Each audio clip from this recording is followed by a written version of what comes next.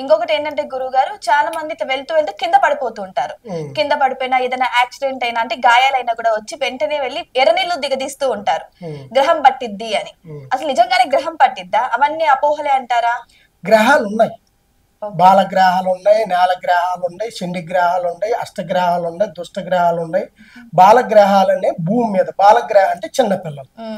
రెండోది మన వయసు గల వాళ్ళు, ముసలోళ్ళు కానీ కొంచెం కుర్రోళ్ళు కానీ ఏదో ఒక ఆలోచన, అది ఒక ఒక ఆలోచన మనిషి కలిగింది, తొందరగా ఆఫీస్కి వెళ్ళాలి, లేదా తొందరగా మా అమ్మ నన్ను ఏమంటుందో అని వెళ్ళాలి, తొందరగా మా ఆయన ఏదన్నా ఇబ్బంది చేస్తాడేమో అని వెళ్ళాలి.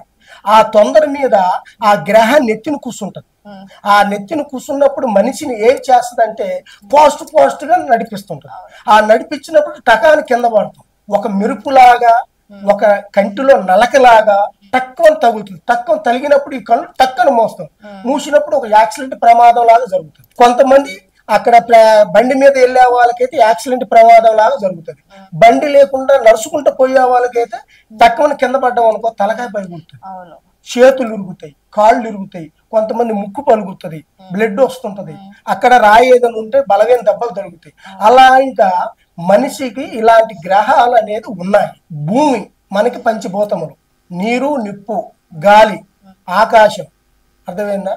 ఇలాగ పంచభూతములు మనకి కావాల్సింది ఆ భగవంతుడు ద్వారాగా మనకి ఎట్లాగ వచ్చాయో ఈ రకంగా ఈ గ్రహస్థితులు కూడా దేవుడు ముందు పుట్టాడా, ఈ గ్రహ శక్తి ముందు పుట్టిందంటే శక్తి ముందు పుట్టింది. ఈ శక్తి పుట్టిన తర్వాత దేవుడు వచ్చాడు ఆ శక్తిని బంధించడానికి. అలాగనే ఏ శక్తి ఉందో ఆ శక్తిని బంధించేసి ఆకడతానికే మాలాంటి ఉన్నాం. మాలాంటి వాళ్ళు ఉంటారా?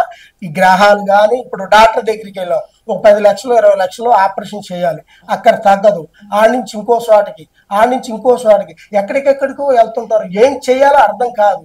అలాగని ఎవరో నీ బోటోలు చెబితే మాలాగా సంబంధించిన వాళ్ళు అప్పుడు దానికి పరిష్కారం ఎక్కడొచ్చింది, ఇది ఒంటి మీద ఉన్న గాల, దూల, శక్త, శాదబడ, బాణావత, ఇది ఏమిటి, ఎక్కడ సంథింగ్ రాంగ్ జరిగిందనేది దాన్ని ఎతికి దానికి పరిష్కారం అని చేస్తే ఆ మందు ద్వారాగా మేము చేసే ద్వారాగా సెట్ అవుతుంది, వాళ్ళు బాగుపడతారు.